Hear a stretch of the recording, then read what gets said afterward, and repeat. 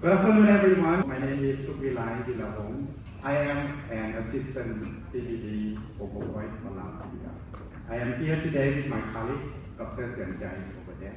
Thank you very much for having us here today. My today's presentation may not directly answer the questions set out for us, as we are now under the updating process of National Biodiversity Action Plan. However, I'm certain that the information I'm going to share with you today will be very useful for our further collaboration regarding the data management, monitoring, and reporting in the near future. Well, everyone, like many other CBD countries, Lao PDR has currently been implementing the Kunming-Montreal Global Biodiversity Framework, or KM GBF, towards achieving a world living in harmony with nature.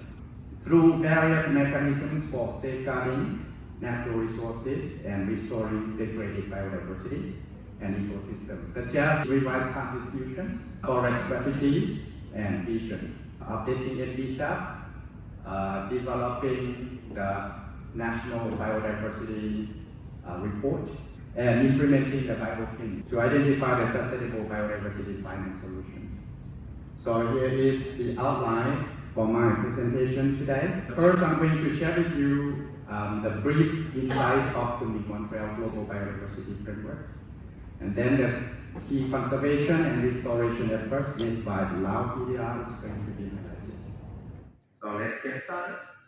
So I would like to thank CISS for grouping similar goals and targets of KM GBF for us to visualize what we have currently been focusing on. So as you can see on the slide, 23 targets of KM GBF have been classified into three different groups. The first one is reducing threats of true biodiversity.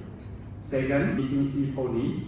And lastly, tools and solutions for implementing and mainstreaming. In my today's presentations, Lao PDR Target 2 will be highlighted.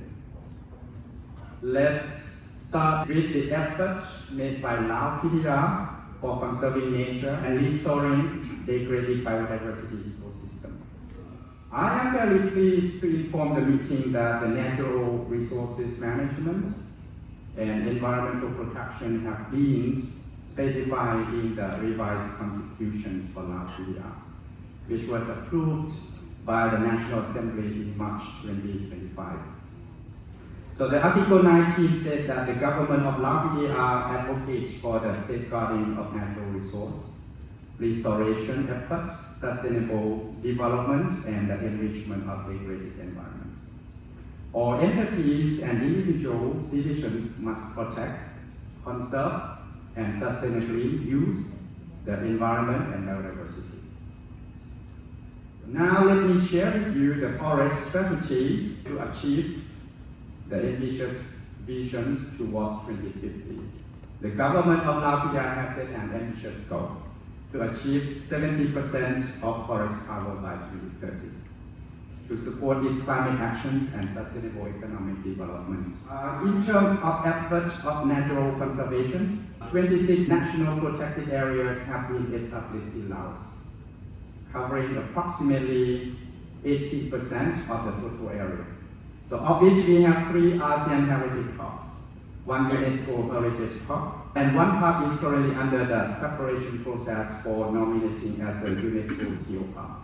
We also have 2 Ramsar sites, Sejamkorn and Khun Kiat Mong. In order to sustainably protect these national protected areas, the decree on protected areas has been issued, and a roadmap for implementing the decrees on protected areas has also been adopted very recently. So this slide shows you the pictures of Minamno, the World Heritage Park. So if you have a chance, go to visit us in Laos. Now I'm going to walk you through the National Biodiversity Strategy and Action Plan update process. We support from Jeff through UNDP and co-financing by GSF and WWF. So as you can see, we have set the vision towards 2050. And up till now, we have completed 20 consultation workshops Yes, that's right. 20 consultation workshops and 1 verification workshop, which was completed a week ago before I came to the meeting. We are now moving towards the finalization stages. Participants in each workshop have been added into the WhatsApp group. So for further discussion and updates, people ask me how did you manage your NPSAP update. So I put everyone into the WhatsApp group from the director level until the senior official. So everyone in the WhatsApp group, whatever update we did share in that. As for the Lao PDR Target 2, we have set by 2030 degraded areas of forests, agricultural lands, and inland waters will have been mapped. And more than 20% will have been restored to improve biodiversity and connectivity and ecosystem integrity. In order to achieve this target, 3 priority actions have been set, as you can see in the slide.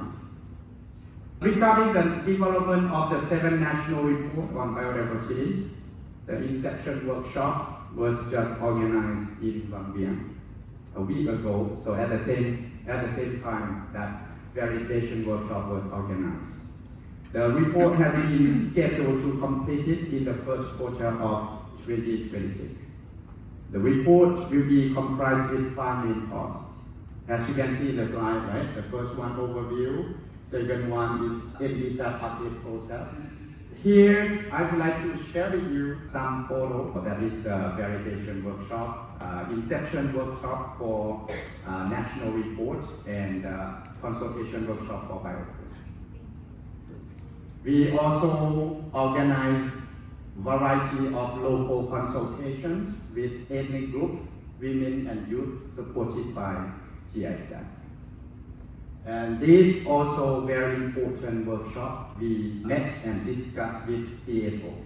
As for the OECM, I am very happy to inform the meeting that Lao PDR has recently initiated the OECM by kicking off the national dialogue on OECM in Vientiane under collaboration between the Department of Environment, Department of Forestry, GIZ, IUCN, and WWF.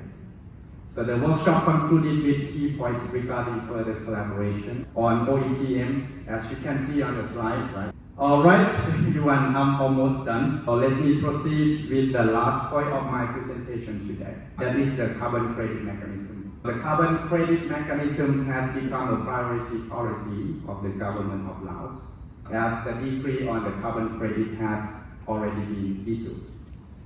And in August 2025, the kick-off carbon credit training for officials from the public sector and private sectors was organized by the Department of Environment.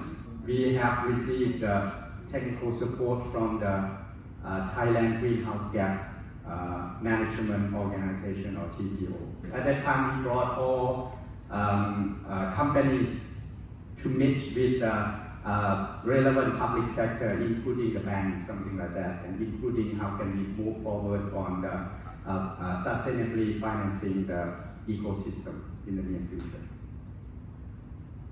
Here is the examples of the mega projects that we have been implementing between the government and international organizations. Regarding the data management, before the organizations cooperate with the government, they have to conduct a feasibility study by collecting data on the degraded ecosystem, and then they are planning on replanting the forest.